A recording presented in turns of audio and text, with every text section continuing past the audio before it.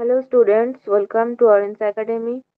কেমন আছো সবাই? আই হোপ সবাই খুব ভালো আছো এবং খুব ভালোভাবে প্রিপারেশন নিচ্ছ মাধ্যমিকের। তো আজকে আমরা নিয়ে এসেছি physical science test paper solve. আগের দিন হয়েছিল লাস্ট পেজ নাম্বার 99। এটা হচ্ছে set 4 page number 121। I hope তোমরা আগেরগুলো খুব ভালোভাবে প্র্যাকটিস করেছো। তো চলো দেরি না করে শুরু করা যাক। পেজ নাম্বার 121, বিভাগ ক, প্রথম প্রশ্ন 1.1। জীবাশ্ম জ্বালানি নয় যেটি, কয়লা না পেট্রোলিয়াম না কাঠ না কোনোটিই নয়। জীবাশ্ম জ্বালানি নয় কোনটা? কয়লা বা পেট্রোলিয়াম, এগুলো সমস্ত জীবাশ্ম জ্বালানির মধ্যে পড়ে। তো এখানে একটিই রয়েছে, যেটা হচ্ছে কাঠ, যেটা জীবাশ্ম জ্বালানি নয়। Option C. নেক্সট হচ্ছে 1.2। কোনটি 0 কেলভিনের সমান?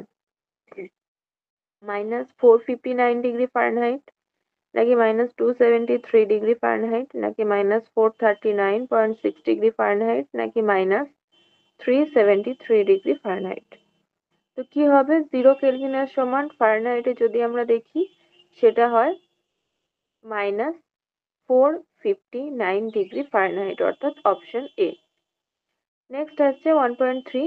বাষ্প ঘনত্বের একক। বাষ্প ঘনত্বের একক কি হবে? বাষ্প ঘনত্বের অ্যাকচুয়ালি কোনো একক নেই। এখানে যেগুলো রয়েছে সেগুলোর কোনোটাই হবে না।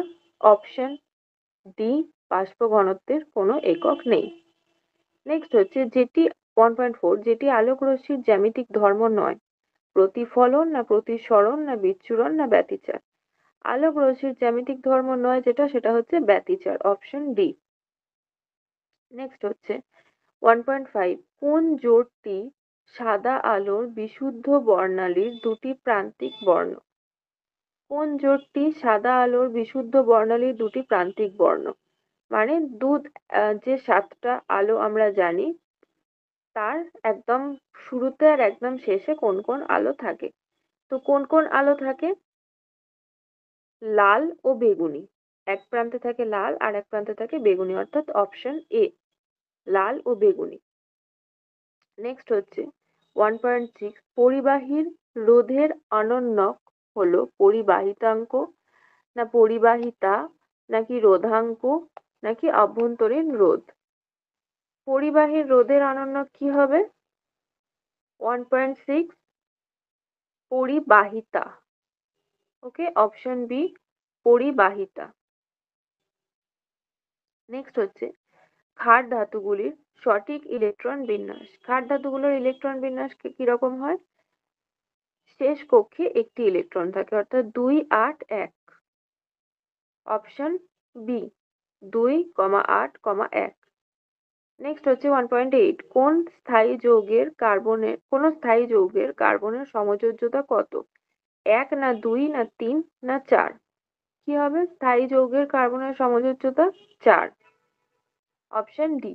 নেক্সট হচ্ছে 1.9। নিচের কোনটি তড়িৎ অবিশ্লেষ্য পদার্থ? তড়িৎ অবিশ্লেষ্য পদার্থ কোনটা? অ্যালকোহল, নাকি ইউরিয়া, নাকি বেনজিন, না সবগুলো? কি হবে এখানে? তিনটেই তড়িৎ অবিশ্লেষ্য, অ্যালকোহল, ইউরিয়া, বেনজিন, অর্থাৎ সবগুলি তড়িৎ অবিশ্লেষ্য, অপশন ডি।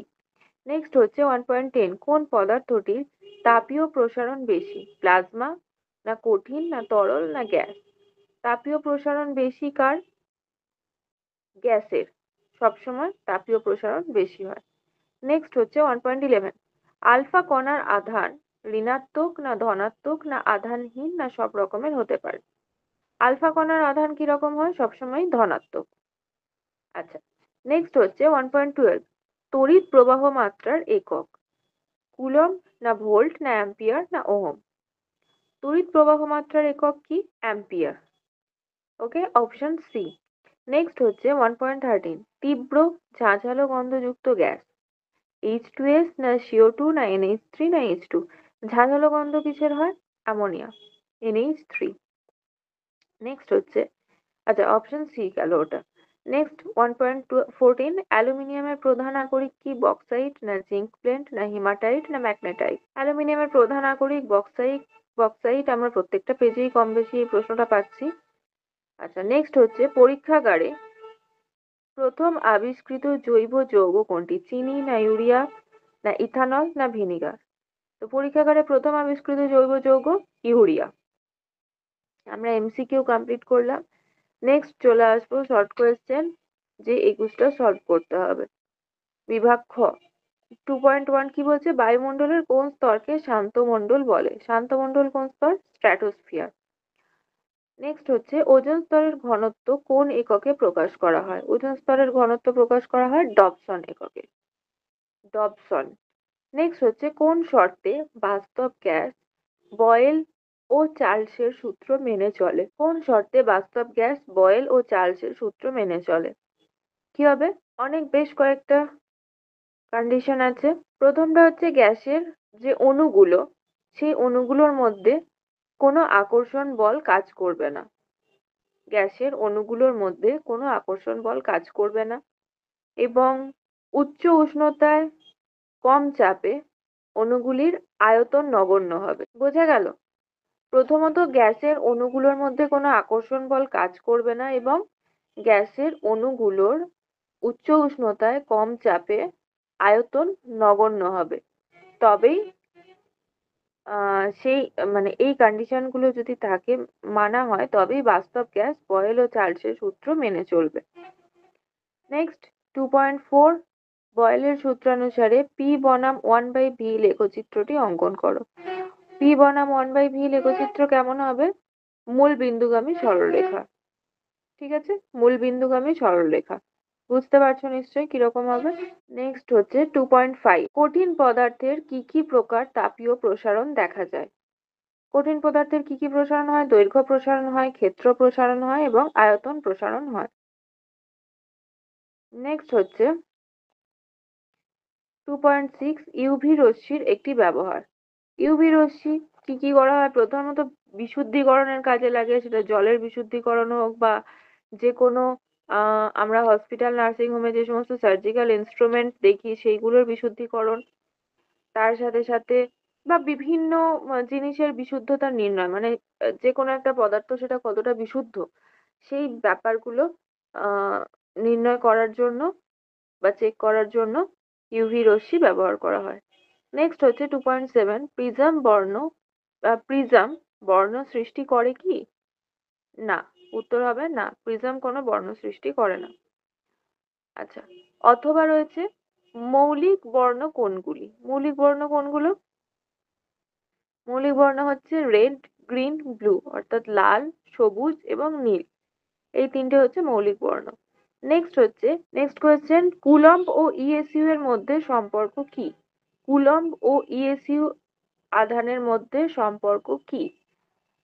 এক কুলম্ব মানে 1 কুলম্ব ইকুয়াল টু 3 × 10⁻⁹ ইএসইউ। এগুলো তোমরা জানো, এগুলো চেষ্টা করবে যতটা মাথায় রাখা যায়, বারবার করে প্র্যাকটিস করলে তবেই মনে থাকবে। 1 coulomb equal to 3 × 10⁹ ESU, ESU আধান। আচ্ছা, নেক্সট বলছে বৈদ্যুতিক বাতিতে নিষ্ক্রিয় গ্যাস ভরা থাকে। এটা সত্য না মিথ্যা? অবশ্যই সত্য, বৈদ্যুতিক বাতিতে নিষ্ক্রিয় গ্যাস ভরা থাকে। নেক্সট 2.10 গামা রশ্মির আধানের প্রকৃতি কি? গামা রশ্মির আধানের প্রকৃতি কি? নিস্তড়িত। নেক্সট 2.11 Na এবং Na প্লাসের মধ্যে কোনটি বেশি সুস্থিত? Na এবং Na প্লাসের মধ্যে কোনটি বেশি সুস্থিত? Na প্লাস বেশি সুস্থিত হবে অবশ্যই। আচ্ছা, নেক্সট হচ্ছে 2.12 তেজস্ক্রিয় নিষ্ক্রিয় গ্যাস কোনটি? তেজস্ক্রিয় নিষ্ক্রিয় গ্যাস রেডন একটা উদাহরণ। আচ্ছা, নেক্সট হচ্ছে অথবা রয়েছে দুটি কৃত্রিম মৌলের উদাহরণ দাও। দুটো কৃত্রিম মৌল, নেপচুনিয়াম, প্লুটোনিয়াম, এইগুলো হবে কৃত্রিম মৌল, বা অ্যামেরিসিয়াম। নেক্সট কোয়েশ্চেন নাম্বার 2.13 ক্রমবর্ধমান আকার অনুযায়ী সাজাও। Nitrogen, boron, lithium, fluorine. তো ক্রমবর্ধমান আকার অনুযায়ী সাজাও মানে ছোট থেকে বড়। তাহলে এগুলোর পরমাণু সংখ্যা অনুযায়ী আমাদের দেখতে হবে। তো ছোট, সব থেকে ছোট এখানে হবে ফ্লোরিন, নেক্সট হবে নাইট্রোজেন, নেক্সট হবে বোরন এবং তার থেকে বড় হবে লিথিয়াম। ওকে, তাহলে প্রথমে ফ্লোরিন, তারপর নাইট্রোজেন, তারপর বোরন, তারপর লিথিয়াম। আচ্ছা, নেক্সট হচ্ছে ক্যাটায়ন কি, উদাহরণ দাও। এটা তোমরা সংজ্ঞা পড়ে নেবে। পজিটিভ আয়ন অথবা বলছে একটি তীব্র ও একটি মৃদু তড়িৎ বিশ্লেষের নাম লেখো। বিশ্লেষণ হবে না, তড়িৎ বিশ্লেষ্যের নাম লেখো। তাহলে তীব্র তড়িৎ বিশ্লেষ্য কি হবে? H2SO4 বা HNO3। যদি আমরা ক্ষারীয় দেখি তাহলে হবে NaOH বা KOH, কিংবা যদি লবণের ক্ষেত্রে যাই সেক্ষেত্রে হবে NaCl। আর মৃদু তড়িৎ বিশ্লেষ্য CH3COOH অ্যাসিটিক অ্যাসিড বা CaOH হোল 2 বা AlOH হোল 3, আর কিংবা হতে পারে MgCl। ঠিক আছে, তীব্র যেগুলো আসছে সেগুলো বাদ দিয়ে মোটামুটি বাকিগুলো মৃদুই বলা যায়। তাহলে আরেকবার বলে দিচ্ছি, তীব্র তড়িৎ বিশ্লেষ্য কি কি হচ্ছে? H2SO4, HNO3 বা HCl। ক্ষারীয় হচ্ছে NaOH, KOH, আর লবণের দিকে গেলে NaCl। আর মৃদু তড়িৎ বিশ্লেষ্য হচ্ছে CH3COOH, CaOH হোল 2 বা AlOH হোল 3, আর MgCl। ওকে। আচ্ছা, একটি একটি করে লিখতে বলেছে, আমি সব রকম উদাহরণ দিয়ে দিলাম, তোমরা একটা করেই লিখবে বা দুটো করেও লিখতে পারো। 2.15 লোহার উপর নিকেলের প্রলেপ দিতে কি তড়িৎ বিশ্লেষ্য ব্যবহার করবে? লোহার উপর নিকেলের প্রলেপ দিতে বোরিক অ্যাসিড মিশ্রিত নিকেল সালফেটের জলীয় দ্রবণ ব্যবহার করা হয়।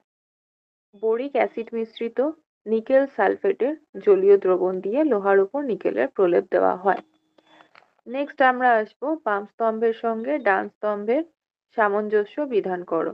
বাম স্তম্ভে কি কি আছে? হিমাটাইট থেকে যে ধাতু নিষ্কাশন করা হয়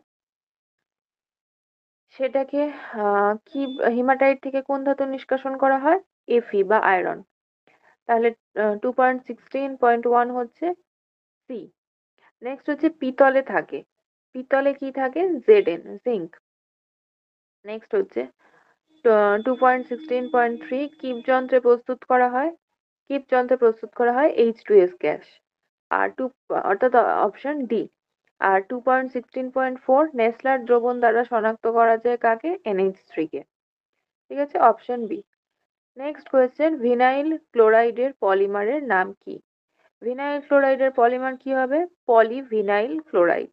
পলিভিনাইল ক্লোরাইড ভিনাইল ক্লোরাইডের পলিমার। 2.18 মিথেন অণুতে সন্নিহিত যে যে কোনো দুটি যোজকের অন্তর্বর্তী কোণের মান কত? মিথেন অণুতে অন্তর্বর্তী কোণের মান কি হবে? 109°28', 109°28'। ওকে। অথবা কি বলেছে? COOH কোন শ্রেণীর যৌগকে সূচিত করে? COOH হচ্ছে কার্বক্সিল গ্রুপ, মানে কার্বক্সিলিক অ্যাসিড। ঠিক আছে, কার্বক্সিলিক অ্যাসিডকে সূচিত করে কার্বক্সিল গ্রুপ COOH। ওকে, চলো আমাদের এই পেপার এখানেই কমপ্লিট হচ্ছে। প্র্যাকটিস করো খুব তাড়াতাড়ি, নেক্সট পেপার নিয়ে আসছি। আপাতত এখানেই শেষ, টাটা।